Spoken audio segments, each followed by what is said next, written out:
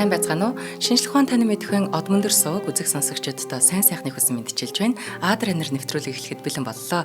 Та бүхэн нэвтрүүлгээ YouTube-ийн од мөндөр сууг, NTV телевиз, од мөндөр радио 83.3 107 гэсэн хост дэлгэнээр хүлээ авч сонсож байна.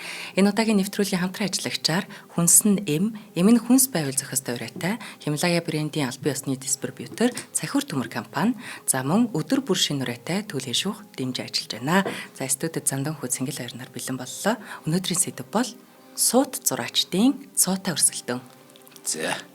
За аливаа зөрчил тэмцэл те энэ өрсөлдөөн ер нь энэ тэмцэл бол ер нь нэг сайнаас илүү саарыг дагуулна шүү дээ. Харин урлагийн ертөнцийн энэ оюун санаа, онгод бэлгийн одоо энэ зөрчил болохоор урлан бүтээгчдийг өдөөгөөд те авиас чадварыг бүр хурцлдаг байна. Тэгэхээр их сайн зүйл үлдээх нь их хэлбэг. За тэгэхээр энэ тухай гоё юм ярина. За уран зургийн түүх агуу уран бүтээлчдийн намтар цадгийг одоо ингээд бидэнд бичиглэн үлдээж урлагийн өвийг хайрлаж хамгаалахын эрхэм чухлыг нэгэн эрхэм одоо биднэрт хэлсэн байгаа юм л да. Жоржо Вазари гэдэг. Энэ болохоор 1511 онд төрөөд 1574 онд өөд болсон ба. Тэгэхээр энэ чинь 500 жилийн өмнө амьдарч ирсэн. Тэгэхээр Микеланжело гэдэг одоо тий бид нар Давид гэдэг одоо бурхнаар нь мэднэ эсвэл тэр нөгөө 16-ны тэр зөгчөнд дуунд байдаг нөгөө юу лээ дээвэр дээр нь байдаг нэг зургууд байдаг да адар таасан дээр нь нөгөө Адамын үсэлгээл ийм зураг байдаг тий. За тэгэхээр Микеланжелогийн Каскинагийн тулаан гэж зургийн хуулбар байна. Тэр хуулбарыг Мантуа хотын нэгэн сурвалжны гэрт бүр бишрэн харж зураачийн сэтгэлийн хөдлөл онгод бэлгийг мэдрээд гайхамшигтай яруу дүрслэн бичснээс нь бид одоо энэ Вазаригийн тэмдэглэлийг мэдгээ. Энэ хүн зураг дээрх тэр дөрүүд бол хүмүүний биш бурхтын нүдээр биесээ ширч байна гэж бүр багтанд бичсэн байгаа юм л да.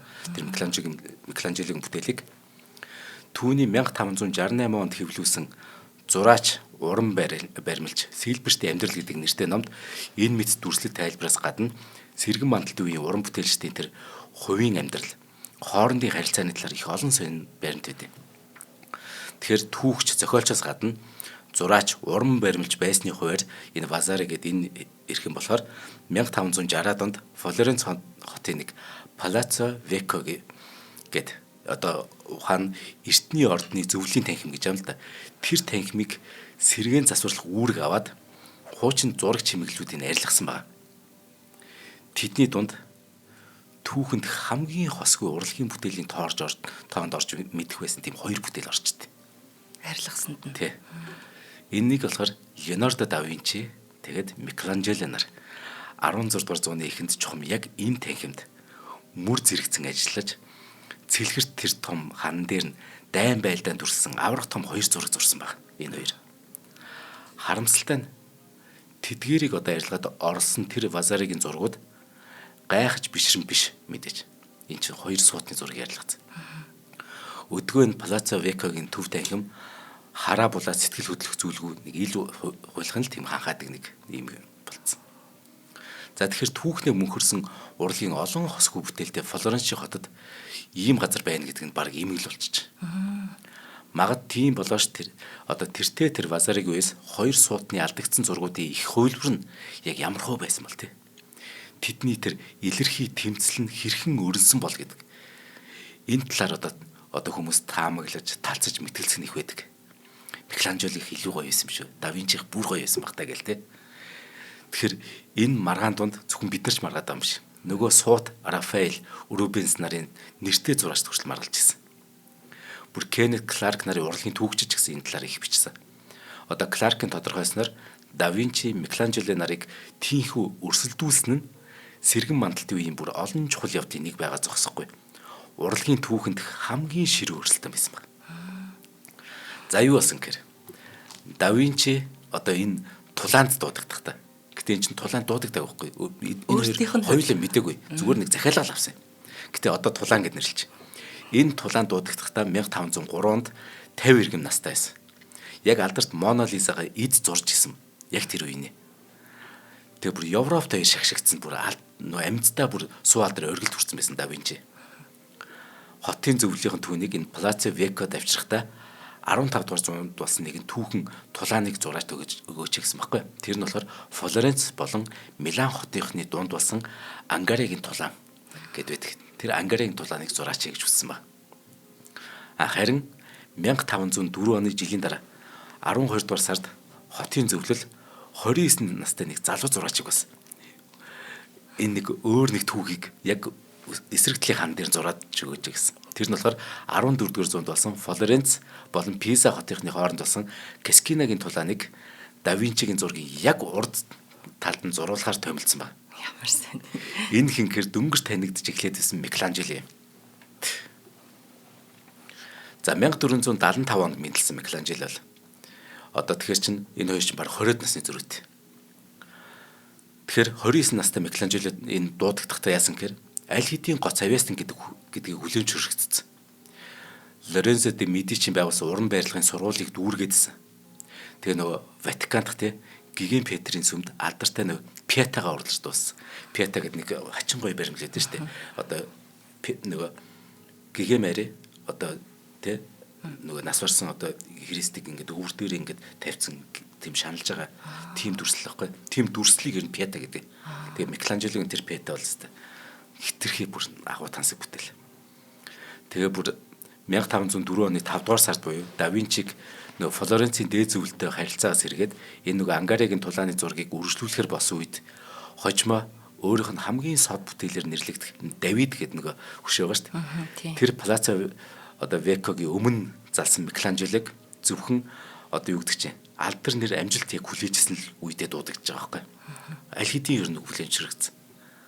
Харин ийм хүнийг мэдээж Да Винчи өрсөлдөгч гэж харах нь аргагүй. За тэгэхээр нөгөө Вазаригийн бичснээр тэдний сөргөлдөөнийг хотын зөвлөл бүр дэврэгцэн байна. Микеланжелог авчруулахдаа шуудхан л Ленардотой өрсөлдөгч тушаасан байна. Микеланжело болохоор Да Винчид дургуугаа огт нууж байгаагүй.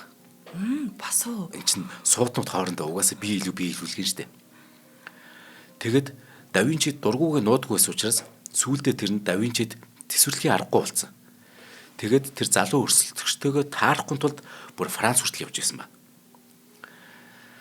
За Да Винчи ч гэсэн өөрөө гэхдээ бас томоотой байгаагүй. Микеланжелогийн арга барилыг тийм нэг модон, хөндөй хүйтэн гэгчлэн элдвэр гоочилсан ба. Тэгэхээр яасан гэхээр хотын дээд түвшинлэр 1502 онд сонгогдсон Пьеро Содеринигийн санаачлагаар хоёр зураачийг нэг барилгын хаан дээр зэрэг ажиллуулахар болсон шалтгаан энэ. Энэ нь болохоор үнэхээр тухайн үед бүр дэндүү дүүлээ шууган тарьсан гэсэн үг. Одоо зүрх төсөөлөл л дээ. Майкл Джексон Элвис Преслийг гаргаж ирээд яг зэрэгт бол хин илүү гоё дуулгаж харъя гэд ийм бүдүүлэг зүйл болсон гэсэн үг байхгүй юу ер нь. Моцарт бит хоёрыг те. За та хоёрын хин яг гоё хөгжим зохиох байх юм. За та хоёр тэгвэл ингээд нэг те нэг хайрын тухай нэг хөгжим зохиодоо гэд баг ингээд зэрэг ингээд хөлдрөөр төр суулгачихж байгаа байхгүй. Тэрнтэй адилхан ер нь бүдүүлэг дүүлүүд явуулах байхгүй. Гэтэ захиалга өгсөн мөнгө авчаад иддэг. Яах вэ? Зураад эхэлсэн яаж байгаа. Тэ. Ямар ирэх дарахтай бэ? Яаж тэр хоёрыг хоёулна? Тухайд үнэхээр шууган бас. Гэхдээ энэ Палаццо Веккод болсон энэ явдал дуйлан шуугаан дагуусныхын хэрээр нууцлаг нэгэн түүх болж хоёр зураачийн хувьд амин хувийн асуудал болж үлдсэн ба. Энэ явдал зөвхөн уран зураачтай өрсөлдөөн байгааг. Хотын зөвлөлийн төв танхим, олон нийтийн дэмжлэгийг дөнгөж хүлээгээд байсан бүгд найрамдах засаглал болон Флоренцийн тэр сэргэн мандалтын яг төв байсан шүү дээ. Энэ одоо юу гэдэг чинь. Бүтэн 100 нийтэрш одоо нөгөө хөрөнгөнүүдийн халаасанд багтж байсан энэ хот нийгмийн эрхчлөөт байдлаа алдсан. Одоо тийм ханилэг, ванилгийн шинжтэй болсны дараах бүгд найрамдагчдын сэргэлт чухам яг энд тохиосон ба. Ийм яг түүхэн үед нь Да Винчи тэгээ Микеланжело нарын хин хотынхоо хөгжил цэцгэлд хувь нэмэр оруулж нэрээ мөнгөлхийг мэдээж хүсэж ирсэн. Яг тэр үедээ давсчихгүй. Тэд бүгд найрамдагчдыг нөгөө талархан дэмждэг байсан байж магадгүй. Ялангуяа Микеланжелог эр хүний гоо сайхныг харуулсан эрч хүчтэй эрлэхэг шинэлэг бүтээл төөрж байсны учраас бүтээл төөрвлээрээ Флоренцчуудыг бурангуй засгийн эсрэг босхийг уриалсан гэж зарим төгсч үздэг юм байна. Да Винчигийн Микеланжелотой одоо халз тулдахдаа зурсан бүтээлээс ердөө нэг дунд хэсэг нь буюу одоо сууц зураач Рубенсийн хуулбарсан хідэн дайчин цөм өрний зураг нь л одоо биднэрт үлдсэн. Гэтэ Да Винчигийн зураг нь үлдээгүй. Тэр бүтээл нь үлдээгүй. Рубенс яг тэр нөгөө харж агаад зурсан тэр голын хэсэг нь л үлдсэн ба. Тэгэхээр одоо манай найруулагч яг тэр зургийг одоо харуулж гэнэ үгүй. Харин Микеланжелогийн зургаас болохоор Микеланжелогийн шав Бастиано де Сангалогийн хуулбарсан хувинд бидэнд үлдсэн ба. Бүтнээр. Гэтэ хуулбарсан. Тэгэхээр ямар ч байсан юу зурсан биднэрт харагдана мэдгэж байгаа гэсэн үг. Хэдийгээр ингээд их зураг нь алдагдсан ч гэсэн судлаачид Каскинагийн тулаан болон Ангарагийн тулааныг яагаад энэ хоёр зураачин хамгийн чухал бүтээл тоосдгийг эдгээр хуулбарыг угаасаа харах төдийдл та бүхэн одоо ойлгоно. Харуулж байна уу те? Энэ бүр үнэхээр яаж бүр ингэж сайхан тойрвдаг гэмээр. Тэгэд угаасаа нэг нэгнийхээ дээр гараа гэсэн болохоор бүр хамаг авьяасал гаргасан баг те. Насны зөрүүтэй, арга барил нь адилгүй. Энэ хоёр зураачд ижил төстэй зүйл баг байгаагүй ч гэсэн нэг л онцлогоор ижилсэж байсан. Энэ хоёр юу гэхээр ихэснээ дуусгадгүй зан чанар. Дуусгадгүй. Тэ. Микеланжело Каскинагийн тулааныг зурсныхан дараа ийм муу зантай болсон байгаа нь л тэр нь Да Винчитэй холбоотой гэж таамаглах хүн олон. Тэрнээс өмнө энэ ихэснээ дуусгадаг зан чанартай байсан. Яг энэ Да Винчитэй өрсөлдснөөс хойш тийм зантай болсон. Юутач хоёр агуу зураач хоёулаа тулааны зургуудаа гүйцээгэв. Оронд нь Да Винчигийн бүтээсэн модон өргөгчдөр одоо өдөржин сун том танхимын адар туургыг гар нийлэн чимгэлсэн байна. Да Винчи болохоор дайн тулааны уур амьсгал, хүн амьтны айц хүүцийг үйл хөдөлгөөрөнд дамжуулан тоолгосон байна. Харин Микеланжело болохоор тулааны далбар дахь тэр торгон агшныг дайртын сэтгэлийн хөдөл илэрхийлэг дүрслсэн байгааг та бүхэн харж байгаа. Гэхдээ Микеланжелогийн зураг одоо зөвлөлийн хан дээр нэх удаагүй гэж юм л да. Харин Да Винчиг Вазаригийн нөгөө хийсэн засвар хүртэл төв танхимыг уулан чимсэн байна. Харин 1565 онд мөнөх цаг үеийнхнээ магтан дуулж Да Винчигийн намтрыг хүртэл бичээд байсан Вазари Ангаригийн тулааныг баллаад дээрэс нь ив хавгүй ур муутайхан зураг давхарлан зурцсан. Энэ одоогор мэдэгдэж түүхнээ тэмдэглэгдсэн Да Винчигийн зургийг зориудаар балсан цорын ганц тохиолдол. Энэ Вазари тэгэхээр бас сайхан гарааваз. Өөрөө л шүтээд идэг. Тэгээ намтар одоо тий энэ түүхийг бичсэн. Тэгсэн мөртлөө өөрөө дээрээс нь зураа хийсэн. Харин би сэргийн засварлах гэхээр одоо ингээд дээрээс нь зурчдیں۔ Явах тэгвэр гайхажлаа. За 1512 онд Испани арим Флоренц руу халдсан байна л д. Тэгсэн нөгөө Пьеро Содерини гэх түрүүний хэлсэн ирхэм зүхтаад Медичи овгийнх нь дахин засгийн ирэх нь гарчаа. Харин 1530 он гэд бүгд найрамдах цэцэглэн нураад Флоренцийн урлаг соёлын сэргэн мандал дахин давтагдахааргүйгээр ингээд шутран дуусч. Палаццо Векка Медичихний өргөө болсон. Тэгэд Вазари нарын зураач төв танхимын бүхэл зүйлсийг өөрөөр хэлбэл бүгд найрамдагчдын үеийг санагдуулан бүхнийг үгүй хийх тушаал авсан. Тийм учраас түүнд нь Да Винчигийн Ангаригийн тулаан багтцсан. Тэгэхээр энэ Медичигийн овгийнхан чинь урлагт хичнээн хөрөнгө оруулсан мөртлөө бүгд найрамдагчдын юмыг юм болгоныг одоо үгүй хий би хармааргүй байна гэж хэлэхэд нь Да Винчиг бүтээл орчихгүй. Тэгсэн парадокс. Ийм үзэл бодлоос болж ийм гоё бүтээл. Хоёр агаа зураачин бүтээлч тэмцлийн уул мөргөдгөө арилж баларсан ч гэсэн тэдгээр алдагдсан зургийн сүнс нь энэ цаг үед Флоренц хоттой танилцах хинт ч олдно. Каза Буонаротти гэдэг музейд байх Микеланжелогийн Кентаврын тулаанаас Каскинагийн тулаанд үзэгдэх цэргүүдийн тэр өөр нэгэн дүрийг харж болох юм. Харин Да Винчигийн адилсан гэдэг зургаас дайн тулааны уул мөр бэлхнээ харагдчихэ.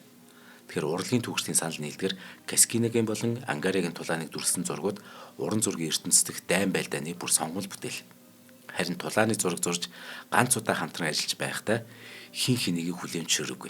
Түүнээс хойш баг хизээч үг солиогүй гэдэг энэ хоёр зураачийн хин урт налсан ч гэсэн Палаццо Веккогийн тэр төв танхимд чухам яг хоорондоо юун тухай ярилцсан бол цаашдаа яагаад тэр хоёр бүр бие биенийг үүсгэж байсан тэг харилцаа байсан нууцаа зөвхөн өөрсдөө аваад амьсгалахаар атсан. Амар тулаан байдаг юм байна. Харин тийм. Одоо яг энэ мэд би чамд бүр ахаад 9 тулаан ярьж байгаа. Гэтэ арай богинох нар. Хоёул хамтран ярьж танилцлаа тий. Өө айгуу гой сонирхолтой байна. Зүгээр дээ ингээд хэлсэн чи тэгсэн байлээ гэх юм баг гэсэн чи юу ч дуурахгүй энэ төр. За нэвтрүүлгийн хамтран ажиллагчаар хүнс нь эм нь хүнс байвал зохиостой ураатай Химлая брендийн албан ёсны дистрибьютор Цахиур төмөр компани дэмжиж ажиллаж байна. Тэгэхээр ямар бүтээгдэхүүнийг онцлох уу гэхээр цистон. Танд одоо бизнес хойд шээх үед чинь хорсоох, за эсвэл одоо ойрхон шээмээр санагддаг, шээстэй нь бүрэн гарахгүй байгаа юм шиг тийм мэдрэмж төрөөл байгаа бол шээсний замын халдвар буюу одоо циститийн шинж тэмдэг байж болцсошгүй. Тэгэхээр дэлхийд даяар бол энэ яг энэ өвчнөөр 404 сая орчим хүн 400 сая тийм 400 сая орчим хүн шээсний замын халдвараараа өвчлөдөг гэсэн юм судалгаа байдаг. Тэгэхээр ерөөсө тоохгүй орхиж болохгүй. Хэрвээ цаг тухайд нь эмчлэхгүй бол энэ халдвар даамжраад бүрийгч гэмтэх эрсдэлтэй байдаг. За тийм Химлая брендийн танилцуулаад байгаа цистон гэж энэ бол бүр цэвэр ургамлын гаралтаагаараа давуу талтай. Тэгээ бөөр шээсний замын халдварыг дарангуйлаад дахилтаа сэргийлнэ. Тэгээ бөөрийн чулуу үсэх эрсдлийг бууруулна. Удаан хугацаанд хэрэглэхэд аюулгүй. Энэ бол үр дүн бүр клиникээр батлагдсан бүтээгдэхүүн байгаамаа. Тэгэхээр Химлая брендийн цистон гэж энэ нэмийг та бүхэн маань одоо Монголын бүх сүлжээ эмийн сангуудаар худалдаалагдж байгаа. За утасны дугаараар нь лавлахыг хүсэх юм бол 80 80 53 28 дугаараар нь лавлж болно. Тэгэд би бас цистоныг ер нь бөөр өвдөхтэй хэрэгжилж исэн. Ургамлын гаралтай гэхээр бүр сэтгэлд үеиг айгу амар байдаг. Хотоод өвдөхгүй амар. Тий, эмийг хоол шиг хэрэглүүл. Өнөө та тэр үеийг хэлж байна. Хэрв хоолоо эмшиг хэрэглэхгүй бол эмийг хоол шиг хэрэглэнэ гэдэг үг гэдэг шүү дээ. Яг хамгийн ерөн зөв зүйл чинь нөгөө хоолыг л яг зөв зохистой бид нар идэх. Тэр чинь л эрүүл мэндийн номер 1 тийм. Хэрвээ хоолоо зөв зохистой хэрэглэхгүй бол нэг л өдөр та эмийг хоол шиг хэрэглэнэ гэдэг үг гэдэг тийм. Гэтэл нэгэн тэгж авал эм нь ургамлын гаралтай байлтуун сайн байхгүй. За цистон Химлая брендийн албан ёсны дистрибьютор Цахиур төмөр компанид баярлалаа.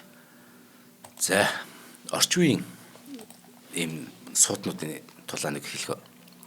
Бэнкси болон King Robo гэдэг. Одоо хаан Робо гэдэг энэ хоёрын тулааныг чамд ярьж. Бэнкси болохоор 1974 онд Английн Бристол хотод төрсөн. Тэгэхээр одоо хэдтэй вэ? Энд чинь одоо 51-тэй тий. Бэнкси гудамжинд байшингийн хан дээр ингээд зураг зурд. За. Одоо чинь 2020 онд буюу ковид яг идвээр Бристол хотын нэгэн Зарна гэсэн амьны орон сууцны хан дээр найтаж байгаа эмгэгний зургийг зурчихж байгаа байхгүй. Найтах агшинд нь цүнх таяг нь гарнаас нь тэгж одоо суурж байгаа тийм зураг зурцсан. Уул нь энэ одоо хаусыг 200 мянга орчим паундаар зарах гэж байсан ба. Маахаар 700 сая төгрөг гэсэн үг гэж бодъё л да 800 сая ч юм те. Гэтэл хан дээр нь нөгөө сууд уран бүтээлчийн сууд төрөл төрөгдчихсэн. Өнөөх Зарна гэсэн гэр бүл яахаа мэдхэ болцсон. Хүмүүс болохоор энэ 200 мянгаар заргаж ирсэн шүү дээ. Тэгсэн чинь хүмүүс танаа биш чинь 5 сая паунд үнэтэй болчихсон. Би 5 сая паундаар авчих. Манайхаар бүр 20 30-аад тэр төгрөний үнэтэй болцсон байхгүй. Зураг чинь зүгээр л очиж зурсан юм уу? Тий. За. Тэгэхээр өөр хүмүүс болохоор байшингаа битгий зараа наад урлагийн бүтээлээ хайрлж хамгаал гэдэг. Тэгэхээр зүгээр байж байгаад нөгөө хүмүүс чинь урлагийн бүтээлтэй болчихсон чинь нөгөө гэр бүл байшингаа зарахаа болцсон байгаа. Тэгээд юун 5 сая паунд толох эсрэгээр өнөөх зургийг хамгаалахын тулд тохиол зэрэг төхөөрөмж аваад баахан зардал гаргачих. Бэнксигийн зураг штэ. Бэнксигийн жишээ нь 2 уран зураг нийлээд 7.2 сая паундаар зарагдсан ба. Манайхаар одоо 30-40 тэрбум төгрөг те. Энэ хоёр зургийг дуучин Робби Уильямс судалж авсан штэ. Нөгөө одоо хоёр хүн өрсөлдүүлэх гэдэг байна штэ. Хаан Робо буюу King Робо харин 1969 онд төрсэн. Бэнксигээс 5 ах юм. Тэгэхээр энэ юу болсон гэхээр 1990-ад онд хэдэн залуус King Роботой нэгэн бааранд таарлцсан байна л да. Тэдний нэг нь хөөх эн чинь нөгөө King Робо байна шүү дээ гэж таниална. Тэгээд түүнийг хамт явж байгаа нэг залуутай танилцуулсан. Нөгөө танилцсан залуу нь Бэнкси байсан ба. King Робо Бэнкситэй гар бариад би чиний тухай сонсч байсан. Танилцсантай таатай байна гэж хэлсэн ба. Тэгсэн чинь Бэнкси би чамайг харин танихгүй юм байна. Бүр дуулаач хүн байна гэдэг байна. Тэгээ доош нь хичиж. Тэгэхээр King Робо чи намайг хизээч мартахаар хүү болгоод өгөхөө би чамайг гэдэг байхгүй. Эндээсээ эхэлсэн. Орчин цагийн pop соёл, гудамжны зургийн нэртэй ингээд төлөөлөгч хэдий ч гэсэн те энэ хоёр олон нийтэд нэр ус, нүүр царайг нөгөө Бэнкси бол өөрийнх нь бүр нүүр царайг ингээд нууцсан. Одоо хүртэл. Тэгэхээр өөрийн үеийн алдартай уран бүтээлч King Роботой ингээд тун ингээд адармаатай харилцаатай болсон. Тэгэхээр энэ хоёр нууцлаг зураач нэг нэгнийхээ граффитиг одоо өөлөөд өгөөдсөн бүр олон удаа. Тэгэхээр хурц тод өнгийн зураг зурдаг Кинг Робо болохоор нийгэм улс төрийн сэдвтэй зураг зурхыг илүүд үздэг Бэнксиг тийм бүтүүлэг түрэмгий гэж үздэг бол тэ нөгөөх нь болохоор нөгөөдөө доош нэгэддэг. Британий хэвлэл мэдээллийнхний граффитийн дайн гэж нэрийдсэн эдний өрсөлдөөн явандаа бүр юу болсон гэхээр уул нь хоорондоо өрсөлдөд нэг нь за хоёулаа өрсөлдөг гэж бод. За чи одоо чинь хороолт нэг зураг зурчлаа гэж бод. Би тэнгүү сансарт арай өөр зураг зураал ингээд тэгэл нэг өөртөө гар үсгээ зураал ингээд өрсөлдөг байсан бол энэ сүулдэ өрсөлдөөнд бүр дамжирсан. Явандаа биеийнхэн зургийн дээр өөрсдийн зургийг зурах, бүр баллаж цоглох, элдв үг бичих одоо тийм тэгтээ тул дамжирсан. Тэгсэн мөрчлөө урлагийн бүтээл хийгээд байна. Яг хотоо болгоё чимээлэн тий. Гэвч харамсалтай нь энэ 11 жилийн өмнө 2014 онд Кинг Робо тархины хүн гэмтлээс болж амьсгалах гарсан. Харин Бэнкси бол одоо ч гэсэн хин нүл мэддэг зураач хуваар төрлөх Лондоныхон төдийгүй дэлхийн олон хотын гудамж талбай барилга байшин гэж хэмсээр идэг. Тэгвэл нэг зэрэгт зүгээр л Бэнкси гэдээ гар үсгээ зурсан урлагийн гайхалтай зураг зурсан байдаг юм. Сая чинь энэ жилийн хойно өнгөрсөн жилийн Парис хотын цаад чинь нэг байшин дээр зураал гар үсгээ зураал яваад гэсэн шүү дээ. Тэгэл нөгөө байшин үнэлгээс хардаг хүнд болчих. Бага харуулсан болтолоо. Тий. Түрүүнд дээр найдаж байгаа юм миний зураг харагдлаа хөөх юм аа. Гоё өст. За одоо өөр хоёр зураач. Жозеф Маллард, Уильям Тернер гэдэг. Нөгөөх нь Джон Констабл гэдэг. Энэ хоёр өрсөлдөө нэг. Тернер болохоор 75 он төрсэн, 1775 он төрсэн. Нөгөөх нь 1776 төрсэн. Нэг л насны зүрхтэй. Ганц жилийн зөрүүтэй мэндэлж нэгэн үед уран бүтээл дөрөж ясан Английн хамгийн алдартай байгалийн хоёр зураач би бүр огт үздэг. Хоёулаа үнэхээр гоё байгалийн зураг зурдаг.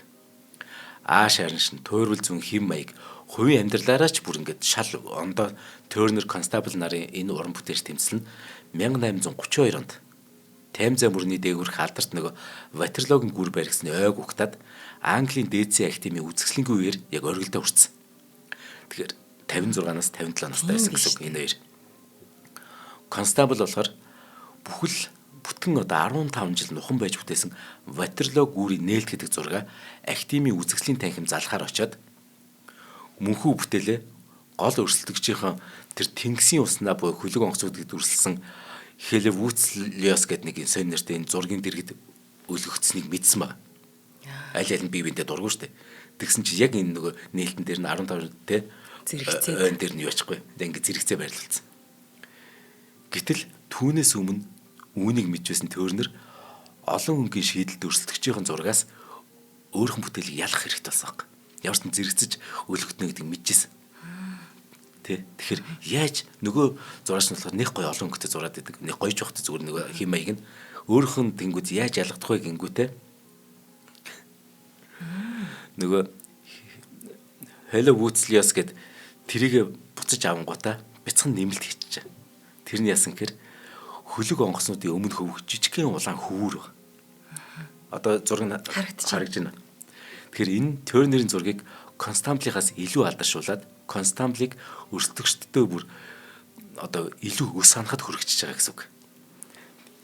Яасан гэхээр Тернерийг хуур мэхлэгч гээд түүний зургуудыг хий агаартай хоосон гэрлээсээр юу ч гэж одоо нөгөөтөн шүүмжлээд уурлаж байгаа гэсэн үг. Тэгэхээр ганцхан юм нэмчихэж чад баг ингээд бодох. Жижигхэн улаан юм харагдаж байна. Тэнгүүд илүү тодорхой эхэлж байгаа.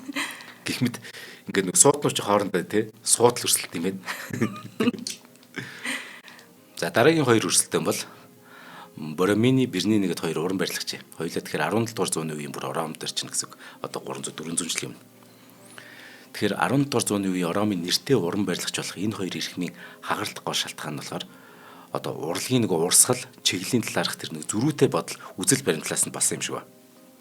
Франциско Боромини болохоор сонгодог уран баримтлын тэр арга хэлбэр байгаа шүү дээ. Тэрийг Ромын барокко маягтай сүлж байсан ба. Ингээд хооронд нь холио сайхан тий.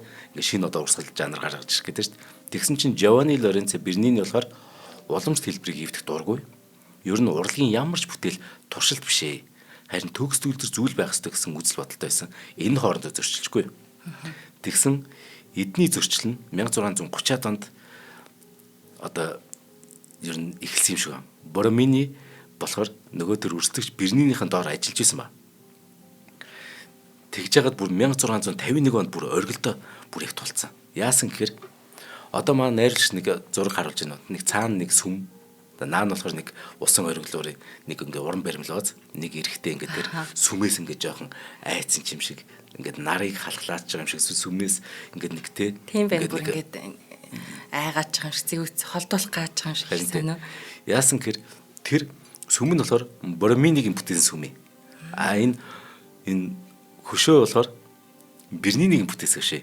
Ингиж хоорондоо сөргөлддөг юм байна л да сууднууд. Өнгөрөө тий. Энэ усан оргилоор явуулна. Тэр 1651 онд нэгдсэн дөрвөн мөрний оргилоор гэдэг одоо Бернинигийн бүтээлээ. Тэгээд энэ өрсөлдөөн сүлд юу болсон гэхээр Боромини болохоор 1667 онд амиа өгдөгцсөн. Тэгээд түүнийг амиа өгөхдöd олон хүн Бернинитэй тааш тохироогоосаа болоод уран бүтээлчийн хувьд дарагдж явсандаа гутарч ингээд амиа орчлоо гэд тэг халагцгаасан ба. Тэгэхээр хоёр уран бүтээлчийн хоёр уран барилгачийн хагарал бүр хичнээн хурц мөн ард түмэнд ил тод байсныг гэрчилж. Тийм биш. Бас тэг бүр дэмжсэн багаз. За дараах нь хоёул ахаад бүр цаг хугацаар ахаад жоох урагшлаа. Ахаад Италид очно. Сэргэн мандалт үеийн хамгийн алдартай хоёр уран баримлж байгаа.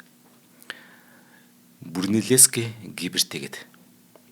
Тэгэхээр энэ хоёр уран баримлж 1401 онд Флоренцийн зогчин дугнаа одоо тийм нэг хүрэл хаалга одоо тий хүрэл хаалган урлал бүтээх тийм ихэс дээдсийн шийдвэр гарснаас болоод ингээд түнжээ гарсан юм байна л да. Тэгэхээр одоо тэр сүмийн хаалга гэднэр чинь бүр хачин сайхан байгаа шүү дээ. Тий. Өөх тийм байна. Бүр дэндүү гоё басна. Цогчин дугны барилгын ажил гоёл чимэглийг хариуцсан зөвлөл хүрэл хаалгыг урлуулахаар эхлээд Лоренцо Гибертиг сонгосон ба. Тэгсэн чинь энэ нь Филиппо Брунеллескийн урмыг хугалчихсан ба. Гэтэл 1418 онд зөвлөлийн шинэ гишүүд цогчин дугныг бөмбөр оройтой болохоор Брунеллескийн загварыг илүү үтсэн ч энэ чиглэлээр илүү туршлагатайг нь бодолцоод Гибертиг барилгын ажлыг ахлагчаар томилчихгүй. Ингээ хоорондоо өрсөж ядж хаад. Тэгсэн чинь үүнд нь уурс шилгэнсэн Брунеллески худлаа өвдсөн болж байшилж байгаад барилгын ажилд оролцохоос татгалцсан. Тэгэнгүүтээ Гибертиг хичнээн чадваргүй болохыг илчлэхийг зорьсон байна. Өөрөө юунд ч оролцохгүй байснаар. Тэгсэн энэ аяндаа угаасаа түүний оролцоогүйгээр шийдэгдэж Гиберти өөрөөсөө болж бүтлгүүцсэн байна. Ингээд Брунеллескийг цогчин дугны оройн ажлыг гүйцээхэд хүргэсэн түүхтэй. Энэ явдал нь Гибертиг нэр хүндээ алдахад хүргэж нилээд олон жил томоохон төслүүдээс хол байлгасан байгаа юм л да. Ингээ Флоренцийн цогчин дугныг 1436-нд ашигланд орох үед Брунеллескийн загварыг гаргаж гүйцээсэн оройн дэлхийд дээрх хамгийн том бөмбөр оройд тухайн үед тооцогдчихлаа шүү дээ. Гэхдээ энэ яг хачин сайхан тэр Диважингийн хаалга нэртэй энэ хаалга байгаа. Энэ болохоор нөгөө Гибертийн бүтээл юм. Харин энэ гоё бөмбөр оройгоос энэ Брунеллескийн бүтээл юм. Хоёлаа л яа. Энэ өрсөлдөөн те инглээ толцсон бүр. Би нэгэ хурцлж л лээсэн багтаа өстой. Тий. За одоо хоёлаа цаашаа Франц явна.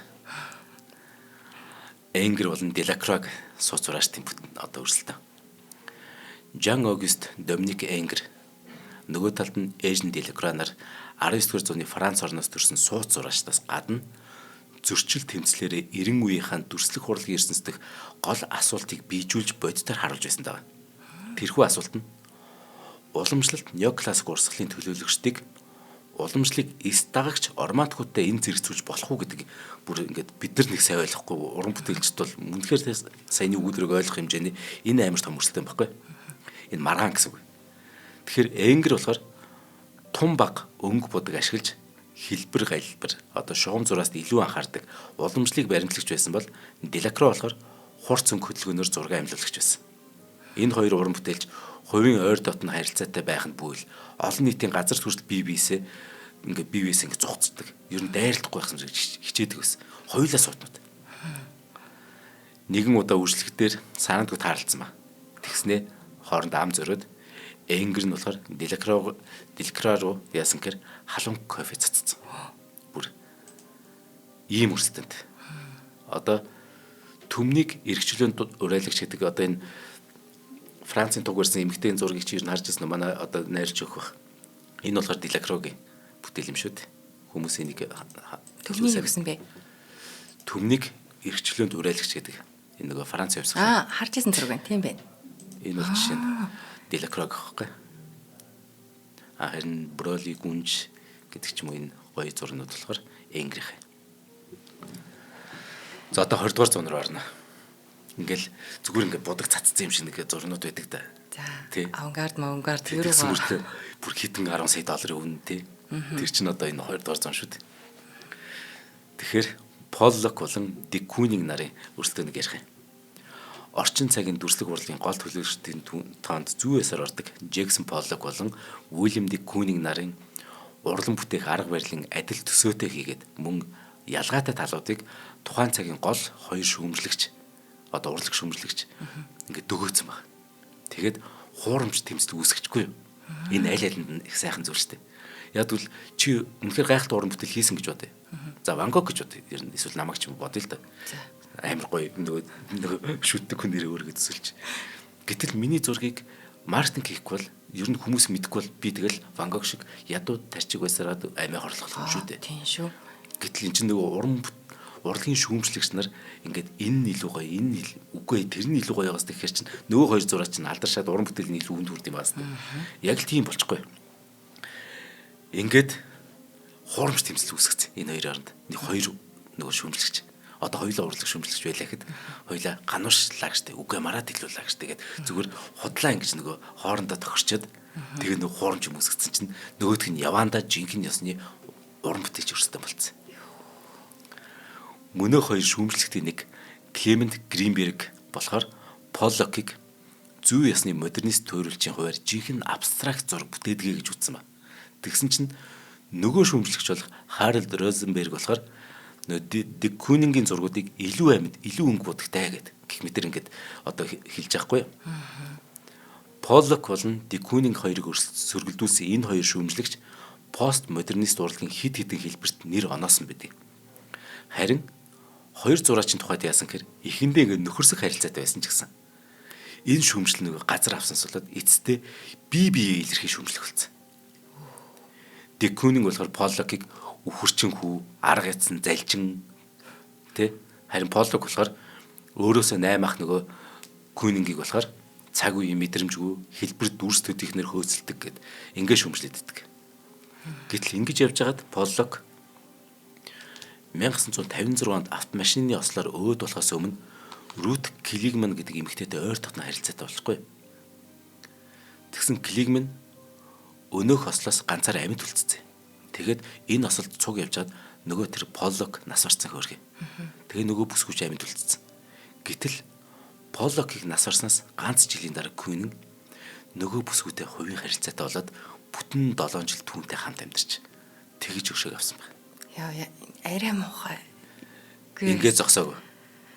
Кунинг яасан гэхээр нөгөө бүсгүйтэй тэ одоо тэр харилцаанд орохоос гадна 63 онд шинэ байшин нүүж орсон ба. Тэр орсон байр нь Поллокийг нутаглуулсан газрын ердөө хажууд нь. Хажууд юу? Амар. Ой, би харцаа. Гэтэл энэ хоёр чинь суулнуучуд. Айл. Өөх. Ингэж сөргөлжсэн байх юм шүү дээ. За хоёулаа хамтран ажиллаж танилцуулаад дахиад дөрвөн өрсөлдөө ярина. Өстө сайн өрсөлддөг юм байна. За нэвтрүүлгийн хамтран ажиллагчаар өдөр бүр шинэ үрээтэй Түүлийн шүү маань дэмжиж ажиллаж байгаа. Тэгэхээр Түүлийн шүү маань айгүй хөөрхөн фреш кремтэй кексүүдэд танилцуулж байгаа. Тэгэхээр фреш крем гэдэг маань одоо ямар крем байгаад байна вэ гэхээр сүүн кремтэй маш гоё шинэхэн жимсээр хамталсан зөөлөн кремтэй бялуунуудад танилцуулж байгаа. Ерөөсө бүх салбаруудаар борлуулагдж байгаа. Дээрэс нь одоо юм Strawberry Queen гэсэн гүзээлзгэнтэй бас маш гоё сүүн кремтэй торт нь 11 сарын 1-ээс эхлээд бүх салбараар нь борлуулагдах гэж байгаа. Тэгэхээр өдөр бүр бидэнд шинэ намд тэгээд одоо шилдэг технологи, гоё орчныг бэлгэлдэг Төлөөжүүгийнхандаа маш их баярлалдаг шүү. Энэ fresh cream cake нь 3 төрөл байгаа. За жимстэй. Тэгтээ бүгдээрээ сүүн кремтэй маш зөөлөн амттай их нялуун юм дургуун хүмүүст бол айгүй тохиромжтой байдаг шүү. Манайхан тэгээд Төлөөжүүгийн бүх салбараар ороод үйлчлүүлээрээ лавлах хэрэг гарвал 75 75 75 10. Баярлалаа төлөө шүү дээ. За төлөжүүгийнхэн яагаад сүлжүүд ирэхгүй вэ? Хаяа нэг гоё торт өгдөгсөн. Түлээжүүгээс яагаад ирэхгүй вэ гэдэг юм ирэх юм. Та нарт ямар учир вэ? Харамлаад байгаа юм энэ гэдэг. Гэтэл нэрээ бүр авсаргаад бүр сурчт юм байна тийм нэг өөдгүү цан сурчт юм. Бид нар ч нэг дуртай тий. Тэгээ манай яаж одоо Одмондрож олол болохоор байсгал төрсөөр төр болон тэр болгон тэр түлээжүүгийн нэг бялуу байддаг болохоор. За дараагийн өрсөлдөөн. Одоо 3 болцсон байна. Пикассо, Матисс хоёрын өрсөлдөөн. За Пабло Пикассо, Анри Матисс хоёр бол модернист уран зургийн аль шилдэг гэгдэх бүтээлүүдийн бүр нилээдийг нь төрүүлсэн. Яг ингэхдээ бол бие биетэйгээ бүр илэрхий өрсөлдөж, нэгнээ хуулбарлах, бүр нэг сэдвээр зориуд зурах, бүтээлдээ бүр зориуд ижил нэр өгөх гихшлэн насан туршдаа сөргөлдсөн төрүүлжтэй. Яа. Яста сони юм бэ. Гэхдээ хоёр зураач уран бүтээлч өрсөлдөөн одоо хэдий хурцсан тэр хэрээр бие харин хүндэлж биширсэн нэмэгдсэн болтой байдаг. Эсэргээр зүр өрсөлдөөлөн тэгтээ улам бие биенийг хүндлээддэг. Нөгөөдүүлээс өөр байгааз. Тийм байна.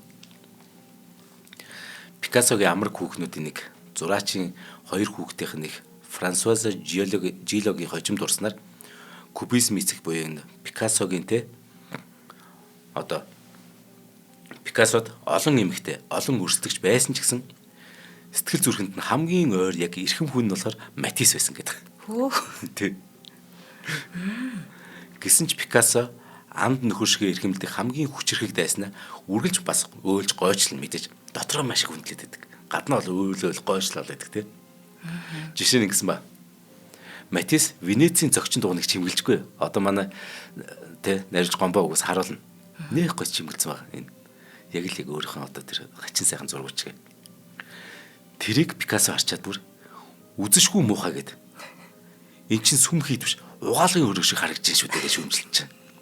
Гэтэ тэгж хэлэнгүүтэй тэгж харагдахаар гоц. Харж ин нэг. Алээ.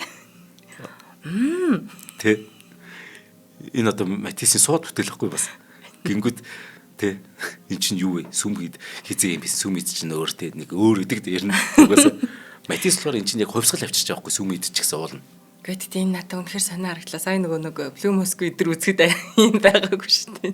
Гэхдээ тэр чинь яг өнгөрсөн үе шүү дээ тий. Орчин үед чинь бас сүм хийж чинь бас орчин үеийн болох хэрэгтэй шүү дээ. Гэхдээ Пикассог тий юу зурсан юм бэ? Ямар муухай үзэшгүй муухай юм бэ? Яг угаалгын өрөө шиг гэт хэлсэн байна. Харин Матисс өөрөөсөө 11 насаар дүү Пикассод гүн хүндэтгэлтэйгээр хандж ингэж хэлсэн байна. Үүнийх нарид ганцхан Пикассод л намайг шүүмжлэх хэрэг бий гэж хэлсэн байна. Өөрөөсөө 11 насаар дүү хүн ингэж хэлж хахад. Тэгэхээр нөгөө суу бэлгийг үнэхээр мэддэг гэсэн үг байхгүй. Нөгөөдг нь ч гэсэн ингэж хэлж байхдаа бас энэ гайхалтай бүтээлийг мэдээд байгаа байхгүй. Хамгийн гол нь. Яа энэ хүмүүсийн нүдтэст өөр юм аа.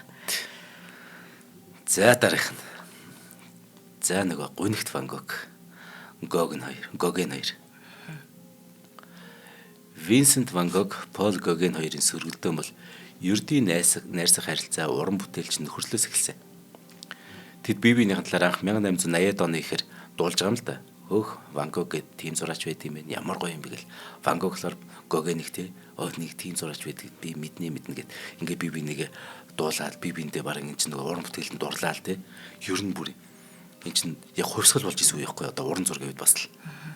Тэгж жагаад хоёулаа ер нь нэг уулзъя л да танилцъя л да гэдэг саналыг Ван Гог тавьсан баг. Ингээ Гогенийг өөрийнхөө нөгөө удаан мөрөөдсөн тэр бүтээлч орчин буюу Францын өмнөд нутагт ирэхийг олон удаа гуйж. Тэгсэн цаадах нь хэд хэдэн өөрлөлтөнд хүлээж авахгүй байсаар хагаад 1888 онд л сая нэг Ван Гог тэр очдог байхгүй. Тэгээд тэр хоёр үнэхээр сайхан байсан. Ингээл те би нэг чам зориул зурлаа би чамд энийг зориул зурлаа гэл хамтдаа амьдрал тэгэл хамтдаа одоо ухаан шоудаал залуу те хөөх тэгж жагаад Ван Гогийн арьцсан ч бас хэцүү шүү дээ. Гогенийг ч гэсэн ялгаагүй энэ хоёр хоёул хэцүү сан тэр. Энэ хоёр уран бүтээлч төд удалгүй тааш тохироо болж. Ингээ хамт амьдарсан хэсэг хугацаанд үргэлж ам өрөх болсон. Өөрхий. Хоёулаа сууднууд бас. Тэгэхэд нэг ширүүн маргааны үеэр Ван Гог нөгөө Гоген Ван Гог орхио авчдаг байхгүй. Ингээ гэрээс нь гараад тэгж яхад Ван Гог харж агаад гэртээ оронгуудаа чи чихний хомгийг огтлждаг байхгүй. Өөрийнхөө. Тий. Тэгээд цаа чинь өөрийнх ингээд нэг юм тий толоогоо ороцсон өөрийнх нь хөргийг зурсан шалтгаан тэр шүү дээ. Тэгээ байжсэн чинь ингээд ухаалдаад унтсан. Тэрийг нь одоо нэг бие үлгчлүү гэрт нь ороод мэдчихдэг. Нөө цусаалцсан. Тэгээд Гогенараас очиод Ван Гог тэгсэн байж тэгээд хэлсэн чинь буцаж ирдээ. Тэгээд ямар ч гэсэн ухаалдсан байгаа ч гэсэн юу яасан. Буцаас хэрхийг мэдэнгүүтээ юу ч хэлэхгүй яваад гэх юм. Гэхдээ энэ хоёр уран бүтээл захиад нэг ч уулзаг. Гэхдээ загтлаар бол харилцаар лсэн. Гогены 1889 онд бүтээсэн толгоон хэлбэрт шавар аяга буюу өөрийн хүр гэдэг нэртэй жижигхэн баримлд түүний Ван Гогтой харилцаа туссан гэж урлагийн төгсд үздэг юм. Тийм байна. Ер нь Ван Гогийн олон зураг тэр баг наран цэцэг эднэр ч үлээ Гоген зөрүүлж зурсан байдаг ш тэр нэг гоё. Тэгээд Ван Гог ч хөөрхөө тэр их нөгөө сэтгэл гутрал те тэр олон өвчин зовлон энэ Гогентэйгээ уулзч чадахгүй байгаа тэр одоо бас ингэ шанал байгаа ш. Тэгээд дээрэс нь энэ ядуу зүдүү байдал энийгээ төвчихгүй чад өөр хаймыг юу гэдгцэн. За хамгийн сүүлх. За сут Караважо болон Балони нарын уралсалтай. Энэ ерөнхийд нь бүтэн дугаар болсон байгаа учраас та бүхэн яг энийг зүгээр Караважо хайр бүхнийг ясна уу гэд хайр бүхнийг ясна од мөндөр гэд тэгэхээр бүр 40 минут энэ тухай ярих юм ш. Одоо зүгээр нэг 3-4 минут л ярьчих.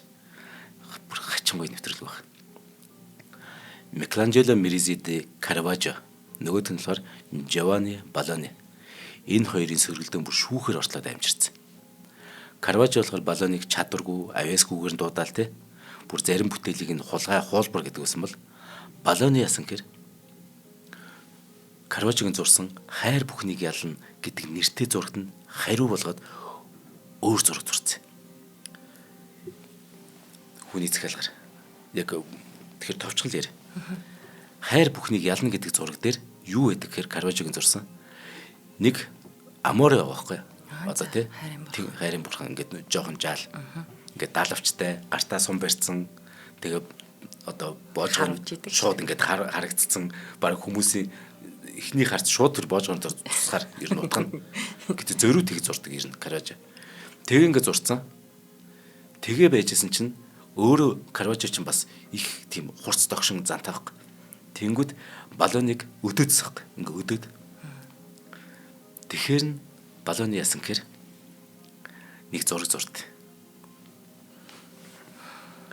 Тэрэн дээр юу гардаг гэхээр Тэнгэрийн илч насанд хүрсэн. Тэнгэрийн илч нөгөө бяцхан амарыг яг ингээ шийтгэж байгаа. Ингээ газар унагцсан. Шийтгэж байгаа байдлаар зурчдаг байхгүй. Нөгөө амарыг ч нөгөө Тэнгэрийн илчээс айдсан ингээд. Тийм байна. Тэгтээ яадаг гэхээр тэр сайн харах юм бол нэг хажууд нэг ир цаашаа харсан байж байгаа байхгүй. Цаашаа харсан. Тэгэхээр энэ ямар учиртай гэхээр энэ нөгөө балчир жаалыг нэгэн садар ир оролцсон гэдэг утгатай. Ир хүн нэг хүүг ингээ оролцсон. Тэрийг нь Тэнгэрийн шийтгэж юм шиг зурцсан байхгүй. Энэ бол Караважог илт бүр доромжсон хэрэг байхгүй. Тэгэхээр нь Караважо бүр уурлаад Балониг бүр өстө хоттой ингээл муулаад. Тэгэхээр нь Балони ясан гэр энэ зурга хоёр дахь янзаар зурчихдээ. Яадаг гэхээр нөгөө цаашаа харсан байсан ирийг наашаа харуулаад зурчихдээ байхгүй. Яаж ч харсан Караважо. Яана. Хитээцсэн байхгүй энэ. Яа. Тэгэд зөрүүд чихийг нөгөө чөтгөрийн чих буюу яг тэгэд зурчдаг. Ийм аимшигт өрсөлдөөн болцсон. Хурц аршинтай тэр сэтгэхээ дээр зартай Караважо мэдээж бууж өгөг. Өрсөлдөгчийн тухай элдэв шог шүлэг бичээд олон нийтийн газраар тэрийгэ тараагаал Балонигийн зургийг жорлонгийн цаас болгол таарна. Энэ бол ямар ч яваасгүй гэл хаасаагүй ярьж явж. Караважо өшөө хорслоо хэрээс хэтрүүлснийхэн шанг хүртээд хэд хоногийн дараа шүүхэд дуудагдсан байгаа юм л та. Гэтэл миний бодлоор Караважо хэрээс хэтрүүлээг Балони хэрээс хэтрүүлсэн. Гэтэ энэ бүтээл нь одоо хүртэл гуруулаа байдаг гэхээр үнэхээр гоё шүү бас. Аль аль нэг суут гурван бүтээл болохоор. Гэтэ цаа түүх нь аимшигт. За ингээд тэгээ шүүх хурал болт. Тэр шүүх хурлыг бүр ором даяар бүгд хүлээдэг байхгүй. Тэгээ очит. Тэгэл яах вэ гэл. Карважог өстө ийм амир өөрийг нь одоо зурцсан юм чинь болгож тавих байх гэсэн чинь юу ч дуурдаггүй байхгүй. Нөгөө тийм баг би буруутай гэд. Нөгөө ард түмэн чинь тэр шүүх хурал дээр ч очсон тэр бүгдээрээ гадаанаас хэдэн мянгаар цугларч. Юу болох ч болчихгүй ярилдаг юмэрөө. Тий. Яг го баллоны тэр аимшигт зурсан л да. Гэтэ Карважо ч өөр хурц цааштай баг. Тийм учраас баллоныг болгож тавина гэж бодохгүй шүүх хурал дээр. Тэгсэн чинь ингээд тийм миний буруу тийм ер нь гэсээр хагаад бүр нөө шүүх хурал шүүгчин ч өөр утгагүй санагдаад бүр хинг нариуслаа өгөхгүй тэгээд заас ямар утгагүй юм бэ гаргацгаа.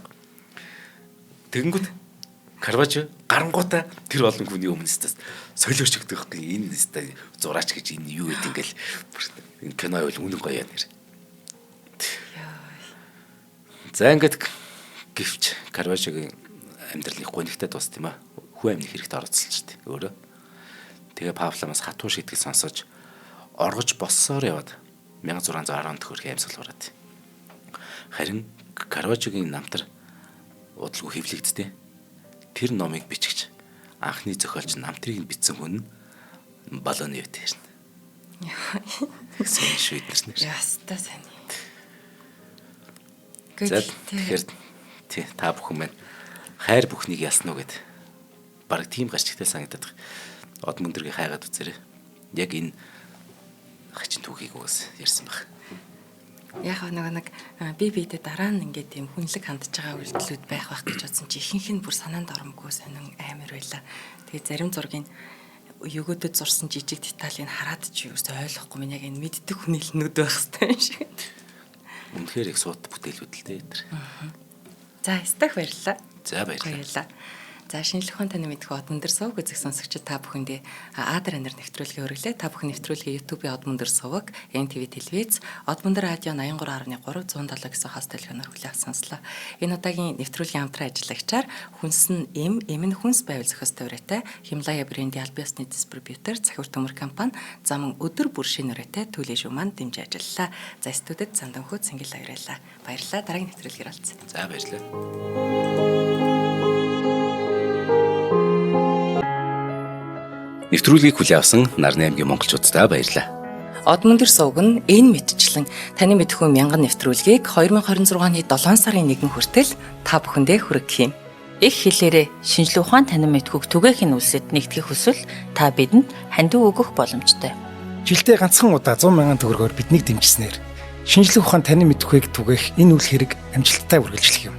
Од мөндөр нэр дээрх Худлаачлалын банкны дансгаа 4191 Тэг 4518. Та 100,000 төгрөгөөр шилжүүлэхдээ гүйлгээний утга дээр нь өөрийн нэр болон утасны дугаараа заавал бичээрэй.